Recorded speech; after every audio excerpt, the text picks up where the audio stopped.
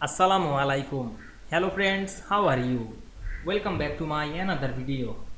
In this video, I am going to show you how to move watermark in Microsoft Publisher. Let's get started. Firstly, we have to open a Publisher document and take a watermark page. Now we want to move this watermark. Go to the View menu, then click the Master Pages option. Now we can see we edit the watermark. You can move, rotate or change the color, anything. Go to the text box menu and change the color.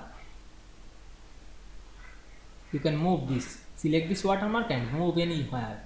Go back the Master Pages menu. Click Close Master Page. Now we can see we move watermark very easily. I hope you enjoyed the video. Please like, comment, share and subscribe my channel. Thanks for watching.